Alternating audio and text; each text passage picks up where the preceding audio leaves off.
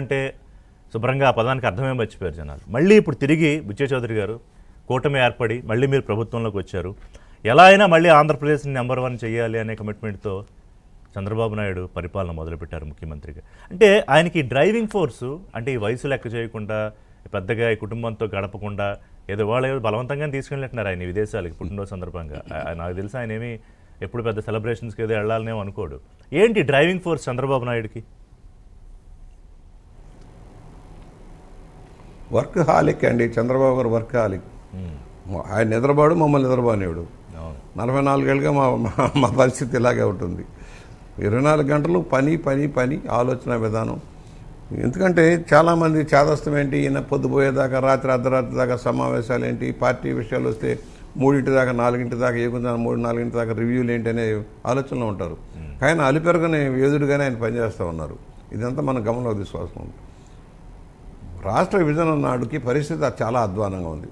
అసలు ఆ రోజున కేంద్ర ప్రభుత్వం అడ్డగోలుగా విభజన చేసి సరైన న్యాయం చేయకుండా, విభజిత ఆంధ్రప్రదేశ్కి సరైన న్యాయం జరగకుండా, సరైన నిర్ణయాలు చెప్పకుండా విభజన చేసినందువల్ల తట్టాబట్ట సర్దుకొని కట్టుబట్టలతో బయటకు వచ్చిన పరిస్థితి. ఆ రోజున ఆయన ముఖ్యమంత్రిగా వచ్చినప్పుడు హైదరాబాద్ నుంచి ఎందుకు విజయవాడ వచ్చారంటే ఆయన ఒకటే చెప్పాడు ఆ రోజున, ఎందుకు సార్ ఇంకా మనకు 10 ఏళ్ళు ఉంది కదా, ఇక్కడి నుంచి మనం చేసుకోవచ్చు కదా, ఈ లోపల డెవలప్ చేసుకోవచ్చు అంటే, ఇక్కడ కూర్చుంటే అక్కడ పనులు జరగవు, అక్కడ కూర్చుంటేనే పనులు అవుతాయి, ఫీల్డ్లో ఉంటేనే అవుతాయి అని నిర్ణయం చేసి విజయవాడ రాబట్టే ఒక కాన్సెప్ట్లో 5 సంవత్సరాలు డెవలప్మెంట్ వెళ్ళింది. సరే, ఉన్నంతలో ఆర్థిక లోటు ఉంది, విభజన చట్టం అమలు కాలేదు, నీటి వనరుల కొరత ఉంది, ఇవన్నీ కూడా సమస్యను పరిష్కారం, ఆదాయం లేదు, కానీ బాధ్యతలు ఉన్నాయి. అయినా కూడా 5 సంవత్సరాలు డెవలప్మెంట్లో ముందుకు తీసుకెళ్లారు. రాజధానికి నాంది పలికారు, పోలవరాన్ని 74% దాకా లైన్ చేసుకుంటూ వెళ్ళారు. ఉన్నంతలో గాడిలో పెట్టడానికి ప్రయత్నం జరిగింది. ఆయన మళ్ళీ ఆలోచించారు, ఒక విజన్, కొత్త విజన్ కావాలి, ఏదైనా ముందు చూపుతో విజన్ లేకపోతే ఏ రాష్ట్రం కూడా ముందుకెళ్ళదు. ఆయన రోజున 2020 చెప్పినట్టు మీరు అన్నట్టుగా విమర్శించారు, కానీ ఆ 2020 ఇవాళ తెలంగాణకి చాలా మోక్షం కలిగించిందన్న విషయాన్ని మర్చిపోవద్దు. ఇవాళ దేశంలో చాలా విషయాల్లో ముందుకెళ్ళడానికి కారణం ఆ రోజు తీసుకున్న నిర్ణయాలు. ఇవాళ మరలా 5 సంవత్సరాలు దివాళాకోరు ప్రభుత్వం వల్ల, ఒక అరాచక ఆట విధానాల వల్ల రాష్ట్రం నష్టపోయాం, తీవ్రంగా నష్టపోయాం. బిడ్డల భవిష్యత్తు అగమ్యగోచరం అయిపోయింది. పెట్టుబడులు లేవు, పెట్టుబడిదారులు పారిపోయారు, ఆదాయాలు గండి కొట్టబడ్డాయి, ఎక్కడ వేసిన గొంగళి అక్కడే ఆగిపోయింది, ఎక్కడ ఆఖరికి కేంద్ర ప్రభుత్వ పథకాలు కూడా దారి మళ్లించబడ్డాయి. గ్రామీణ భారతం నిర్వీర్యమైపోయింది, విద్యా వ్యవస్థ భ్రష్టు పట్టిపోయింది, అంతా అవినీతితోటి దోపిడీ పరంగా సాగిపోయింది. మరలా ఇవాళ 24కు వచ్చేటప్పటికి 19లో ఎందుకు ఓడాం అనే దానికి తప్పుడు గోబెల్స్ ప్రచారం చేసి, ఒక ప్రశాంత్ కిషోర్ లాంటి వాళ్ళు చిన్న సంస్థలు పెట్టి వర్గ వైషమ్యాలు రెచ్చగొట్టి అధికారంలోకి వచ్చారు.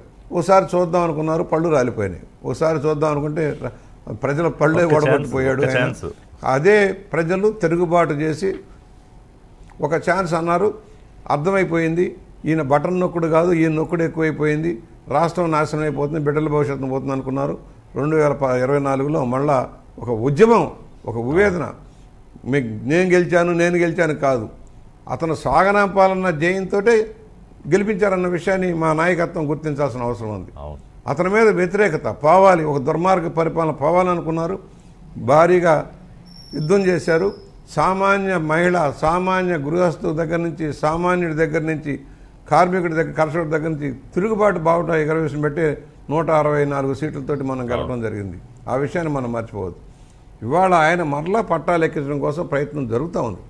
ఎందుకంటే ఇవాళ పెట్టుబడిదారులను సమీకరించాలి, ఇవాళ విదేశాల నుంచి పెట్టుబడులు రావాలి, పెట్టుబడులు వస్తేనే పరిశ్రమలు వస్తాయి, పరిశ్రమలు వస్తేనే ఉపాధి లభిస్తుంది.